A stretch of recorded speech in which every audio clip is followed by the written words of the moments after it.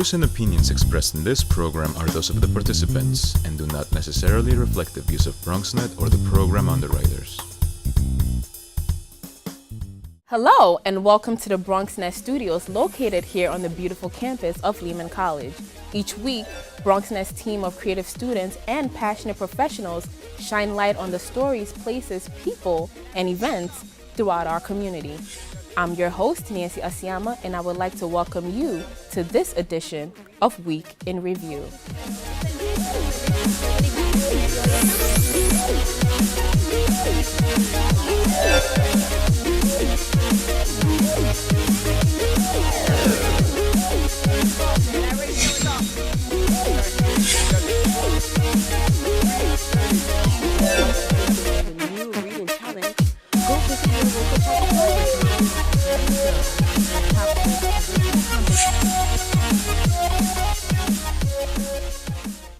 Hello and welcome. I'm your host, Nancy Asiama.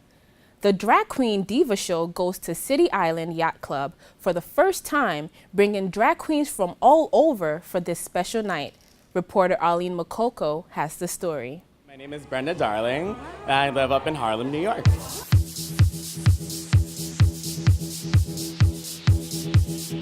There's a new act in town called the Drag Queen Diva Show, performing here at the City Island Yacht Club for the first time. I've never been to City Island before, and I'm excited to maybe after the show get on a yacht, possibly. With the event usually held at Bistro SK, the only French restaurant in the Bronx located on City Island Avenue, owner Stefan Kane says that new demand had them look for a larger space. I've done it a couple of times in my restaurant. It's the first time we do it here. So usually we are like 40 people that comes at the bar. The bar is small. Here we have like probably 100 people that's going to come tonight. So we are very excited. His wife, Maria Caruso, says that along with new space, new performers. So we have a couple of drag queens coming in from Fire Island. They usually perform in the summer in Fire Island and in Manhattan in the wintertime. And they've agreed to come here on City Island in the Bronx to be with us tonight.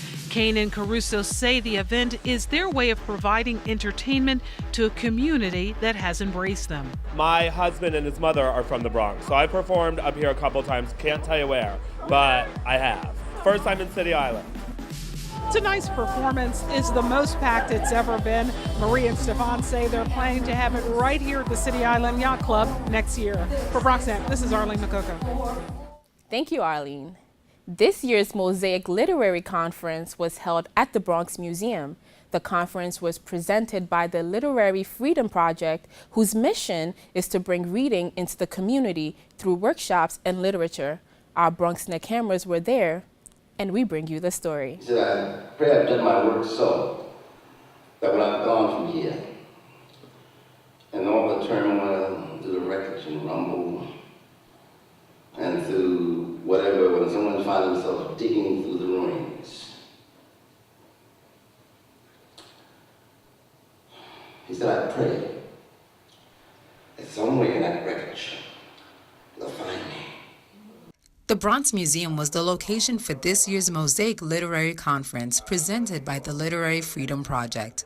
The goal of the project is to bring reading back into the community by providing literature and workshops like the one today. This year's theme revolved around American author and activist James Baldwin. Organizer Ron Kavanaugh speaks on the importance of the project this year and why James Baldwin was chosen as this year's focal figure. There's so much going on in this country right now between Black Lives Matter, Say Her Name, the recent elections. It just seemed like James Baldwin was speaking to all of these issues years ago in the 40s and 50s, and we're still dealing with them. And I'm just wondering why are we still having these issues that James Baldwin was addressing 50 years ago? So it just seemed like an appropriate time to really examine his work and his legacy. It's very important to push literacy into the community, for the community to become more aware of the importance and the value of literature, particularly literature by Black writers, because it's a way of expressing our culture, a way of documenting our history. It's a way of finding out more about ourselves in the past and where we can head to in the future. The panel discussion focused on Baldwin's writings and how he's still a great influence today. James Baldwin was dope. He was amazing. He was like Moses. He was just like parting the water of ignorance and self-hatred and everything that is not true. And you know that because when you hear the truth, it resonates with you on a level that you cannot deny. I think we're also living in literary deserts. That we're not necessarily reading the best literature and nourishing our mind with the best of ingredients and the best wholesome concoctions that can be offered. And I think that Baldwin offers top shelf, high cuisine as far as the arts are concerned. And if you're just being introduced to him, I would start with something like Notes of the Native Son, which are essays, or The Fire Next Time, or even the short stories, like the one I was introduced to him through Sonny's Blues. Matter of fact, Sonny's Blues I think is a wonderful way to start. For me, especially as a young activist, in my day and age now, young era, his words just speak to us, I think, right now about how we can take in what's happening, how we can, as a people, especially as a black community, how we can move forward and, you know, what we should be doing collectively to come together. James Baldwin has always, I think he's always kind of brought this message of collectiveness as human beings, that we're all we're on the same earth. And even though our oppression looks different, we're all kind of tied to the same burdens in essence. So one person's injustice is another person's injustice. And I think that he always did a great job of bringing that together and tying that all together when a lot of people sometimes aren't able to see the larger picture. The Literary Freedom Project has programs throughout the whole year. You can check them out on literaryfreedom.org. For BronxNet, I'm Veronica Guiti. 500 undeserved families in the Bronx got the special gift of a Thanksgiving meal provided by Baldor Specialty Foods. Let's take a look. The dressing, the potatoes, the apples, the carrots, and what else we get? Thanksgiving Day came early for hundreds gathered here at the point on Garrison Avenue. That's where Baldor Specialty Foods gave away bags upon bags of food, enough for 2,000 dinners, right in time for the holidays. And here's Asilma Grant about to tell us what she has. A whole lot of stuff. I don't even know what I have. I know I got my turkey, though. And among the crowd of volunteers, CEO of Baldor's TJ Murphy. We're a specialty foods distribution company, so our partners are farmers, growers, producers of great food. So we have the ability to ask for donations from our partners and provide meals or food for people who might not have the ability to access it themselves. These partners include vendors like Sunkist, Orange Mist, Man Packing, and Honor Foods. Audrey De Jesus, a volunteer for the day from Community Board 2, is also a sergeant of arms for the 41st Precinct. To the people that are actually getting these foods, there is a need in this community to do this more often besides just Thanksgiving. We have an insane amount of food. And the holiday joy could clearly be seen on the faces of everyone, signs of a job well done. Pies, fruits, vegetables, you name it. We have everything here, juice, milk, bread. The three of us is a great team with everybody at Baldor to make this a festive and thankful Thanksgiving. With food items like potatoes and yams for a Thanksgiving Day meal, you just can't go wrong. For BronxNet, this is Arlene Makoko. There's one thing you can never have sex without. It's not something you buy. Or something you take. In fact, there's only one way to get it. It has to be given to you, freely. It's consent. Because sex without it isn't sex. It's rape. Consent. If you don't get it, you don't get it. It's on us to stop sexual assault. Learn how and take the pledge at itsonus.org. Did you know kids who play outdoors have healthier lungs? Totally. I did. Did you know that boys that play with dolls make better husbands? My son has lots of dolls. But did you know terry-cloth diapers breathe better? I did. Mm-hmm. It's totally true. Oh, yeah. Did you know that strollers have the right of way on the sidewalk? Yes. Yep, I did. Did you guys Did you know that kids who eat breakfast have higher GPAs? Yeah, I know. Yeah. That's actually what I was going to say. Did you know babies should never touch silver? It's really bad for them. I knew that. Did you guys know that statistically friendly kids have more friends? Yeah. That's obvious. Did you know most people think they're using the right car seat for their kid, but they're not?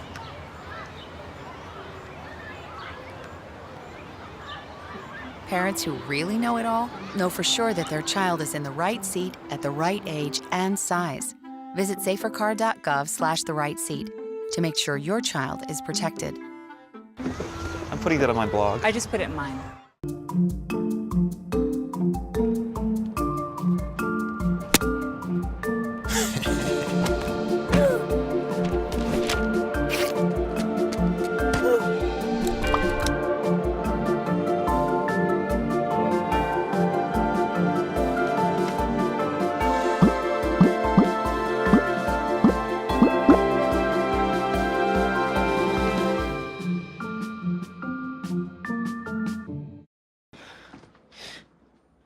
Your daughter just had her first breakup. Do you A, put yourself in her shoes? B, console her? Don't worry, sweetie. This is gonna happen a lot. Or C, find her a new boyfriend? Nice, single boys. That was weird. As a parent, there are no perfect answers. But you don't have to be perfect to be a perfect parent. Thousands of teens in foster care will love you just the same. They said I have troll teeth. That my voice sounded like a possessed baby doll. That no one would ever love someone as stupid as me. That I was fat, ugly. Disgusting. The effect of bullying is potent. We will no longer be the silent majority. Now, when you see online bullying, there's something you can do about it. We're gonna take action with the I. I am a witness. I am a witness. I am a witness. I am a witness. I am a witness, and so are you.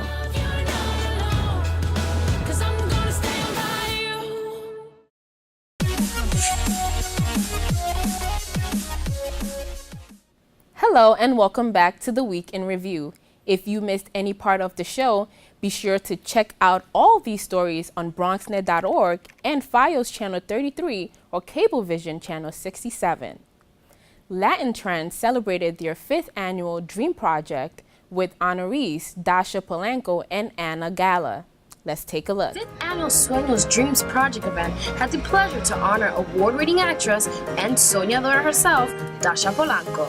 It was very important to my parents to get my education. Where I'm from, education is not as accessible. That is why I don't tolerate excuses here in the United States when it comes to getting your education.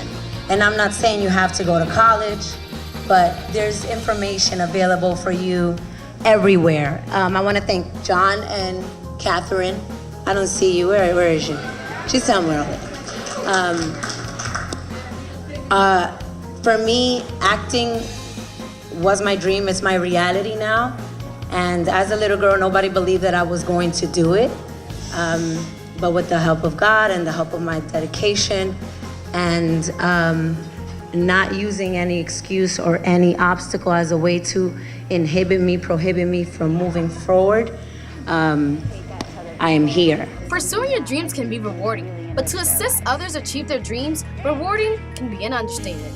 I was a dream volunteer in the school year 2014 to 2015, so I'm just volunteering for the night because dream was really a big part in my professional development. A special guest at the 5th annual Sueños event marks the importance of dreaming as a musician.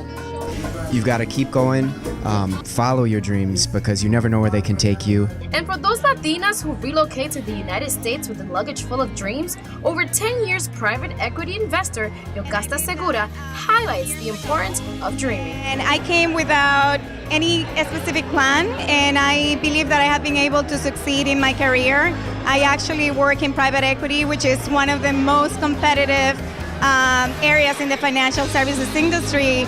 And I've been able to accomplish a lot within my career. So I do believe in dreams. I'm living a dream right now. Thank you so much. What do you say to those dreamers out there? I believe that everything starts with a dream. Unless we can imagine ourselves getting from point A to point Z, we can't. So I believe that you have to dream. Believe in your dreams and be like Martin Luther King. Have a dream. As the Dreams Project proves tonight, and an opportunity, an education, and a dream are the most important instruments for a better tomorrow. This is Mandy Reyes for BronxNet. The Kingsbridge community was invited to take a walk through the Broadway business corridor to come up with ideas on how to make the shopping area more pleasing to the eye. Let's take a look.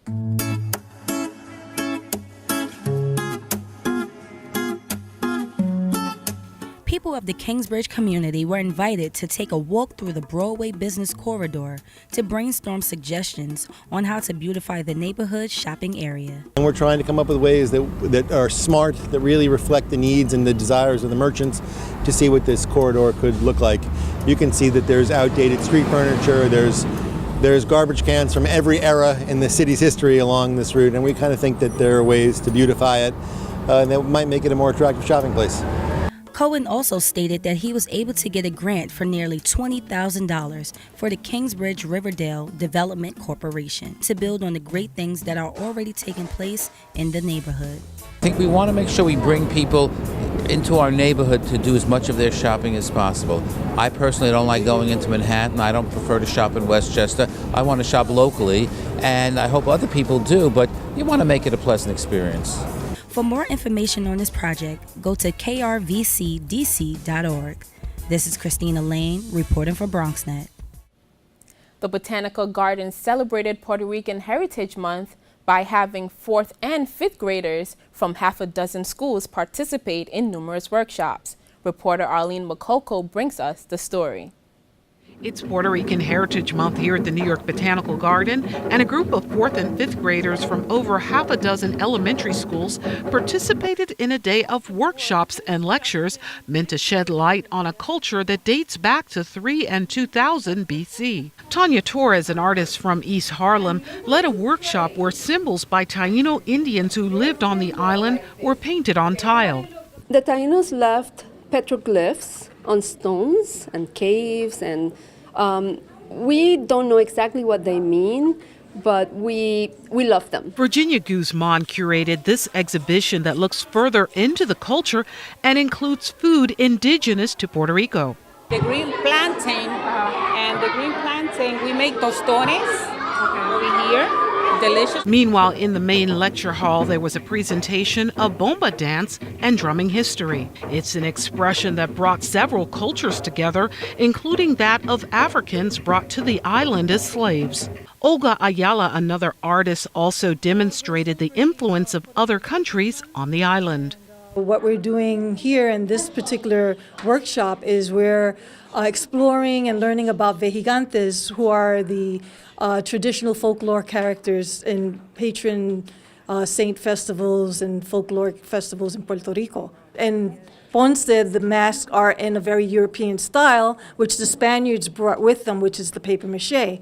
And then, of course, in Loíza, it's a very African descendant town, and of course, their style is more African. And speaking of history, Dr. Jacqueline Bocachita Gonzalez, who is from the Bronx and spent summers in Puerto Rico, graduated from the Bronx High School of Science, was a teacher, a principal, and is now a professor at Fordham University, talked about something she just learned about her grandfather. I found that someone had actually written a memoir about him and indicated that he had worked for their family in Puerto Rico from the governor's family. He was a chauffeur, and he used to have to pick up the children from school for the family, and the daughter of the governor writes a book titled Memoir, and in her memoir she writes that Carmelo Bocachica, with the skin as black as coal, was like sweet as chocolate and caramel, and how he tended to her and was so nice to her, and she remembered him well.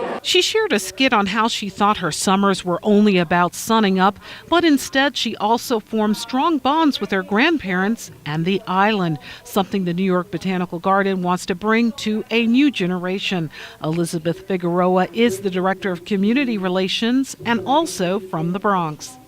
I was fortunate enough to get it in my home at an early age. My father taught me how to dance at 4. I eat everything that you can possibly think of in our Puerto Rican culture, pasteles, arroz con gandules, everything. My parents did a very good job in teaching us our culture. Keeping tradition alive is what it's all about here at the New York Botanical Gardens Puerto Rican Heritage Month event. For BronxNet, this is Arlene Makoko. There's one thing you can never have sex without. It's not something you buy.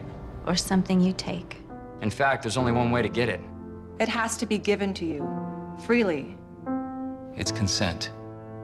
Because sex without it isn't sex. It's rape. Consent. If you don't get it, you don't get it. It's on us to stop sexual assault. Learn how and take the pledge at itsonus.org.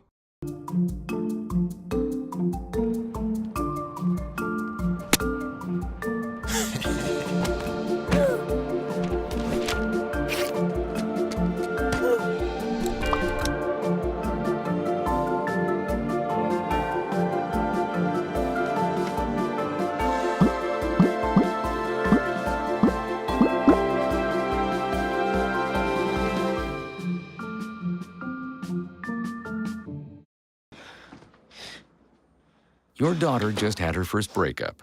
Do you A, put yourself in her shoes?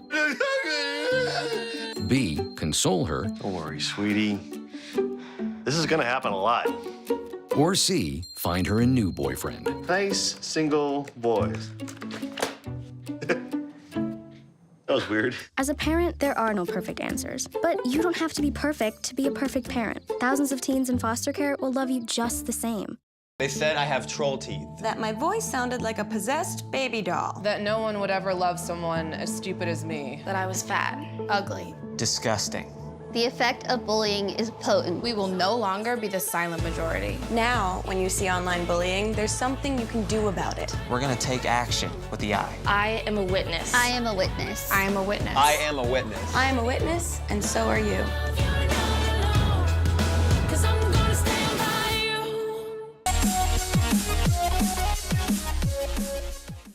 Bronx Borough President Ruben Diaz Jr. and AT&T hosted a President's Cup Little League awards brunch, bringing together the young players, their families, and coaches. Reporter Katie Aloy Knight brings us the story. Right at the Hard Rock Cafe is the annual celebration for the Little League teams that have participated in this year's Borough President's Cup. It will be attended by the players, their families, and their coaches. Bronx Borough President gave his insight on what he have seen from the students on and off the field. It warms my heart that you're not just great ball players, but that you all have this great intellectual capacity to ensure that the future of our borough and our city is in good hands. The Bronx Borough President Ruben Diaz Jr. and AT&T New York President Marissa Sorensen teamed up to host this year's event to encourage the future of tomorrow. This event signifies students who are doing well both on and off the field, and the borough president has so much faith in them and has created this incredible event where they get to play at Yankee Stadium to celebrate their accomplishments on and off the field. And AT&T, as part of our Aspire program, supports programs just like this, which encourage students to keep at it, to get through high school, go to college, and be prepared for the workforce. This is baseball we're talking, but for the students to get involved, they must have a B average in school, 90% or greater in school attendance, and a demonstrated commitment to community service. And this is why. I want you to challenge the fact that yes, you could perhaps be a shortstop for the New York Yankees, but you could also be an accountant for the New York Mets. You can go into journalism. You can go into sports medicine and be doctors and agents and lawyers. And you could go and be in sports on the corporate side. But I also challenge you to have this civic mindedness, to realize that times are changing every single day around us. The bottom line is for the students to think more about their future. The coaches came out and they were happy for their students. For the kids, it's wonderful. You know, you never know if you, as a ball player, you're going to get back here. So I know it's something they're going to remember all their life. At the event, AT&T and the Bronx Borough President Ruben Diaz Jr. presented each team with a gift card to Model Sporting Goods to help pay for equipment for the next Little League season. Every year we need all kinds of equipment. So they're giving us this it helps out. Because some kids can't afford a lot of stuff. Some parents can't afford a new glove every year, new bat, helmet. So this kind of helps out. I'm going to be able to get new stuff, new things that I need, and it's going to help me a lot. Building the future one play at a time. For BronxNet, this is Katie Aloy Knight. And thank you, Katie Aloy. Allerton Library held an open house to assure the community that even though the only Barnes & Nobles located in the Bronx will soon be closed, there's plenty of resources available to the public. Let's take a look. In January, the only Barnes & Nobles available here in the Bronx will unfortunately be shutting down, leaving some to worry if that will be a lack of resources provided to them. Well, the Allerton Library had an open house to assure the community that they are still here. Libraries play a crucial role to communities, and I believe that it's changing, it's evolving, the way libraries are playing that role in the community. And one of the ways that I feel that we needed to provide information to the community was by having an open house. The open house provided the community with information from different organizations while introducing attendees to the library's new programs, such as the Simply E app. One thing that was implemented was the Simply E app, which makes available electronic books simply on your phone, on your tablet, which becomes a bit easier as opposed to taking out a physical book. We also have tons of, programs, activities, classes. For Tech Connect, there's the coding that's coming out where Google's doing coding for children. There's the teen coding that's coming that's already out. And these are all useful resources to the community. Amazing benefits of this library is just that you have access to so many different resources, especially today at the open house. You have a lot of organizations that are here offering, resources to people that don't really know that things exist.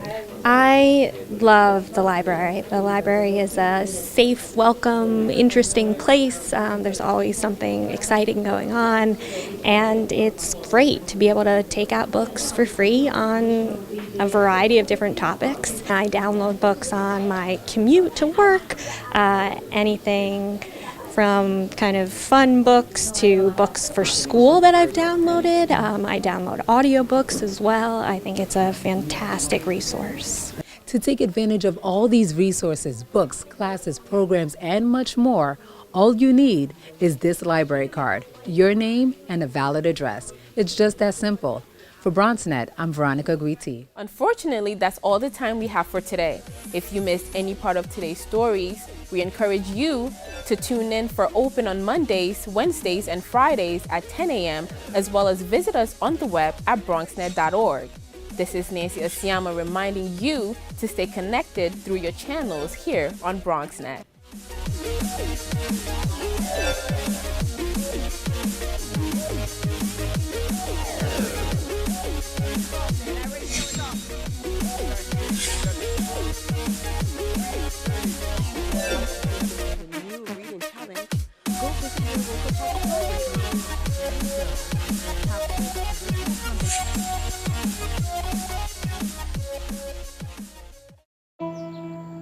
I'm only 17, but I know about investing. Believe in something, buy shares in it, watch it grow. So, what if you could invest in the future? The future of kids, like a stock. Not the kind of stock that's about making money, but a stock for social change. A whole new kind of investment called Better Futures. When you invest, it helps kids go to college. I could be one of the first college graduates from my family, the first philanthropist from my neighborhood. And if I'm the first, then maybe there's a second and a third. Believe in us, invest in us, watch us grow. My name is Sydney, and I'm your dividend.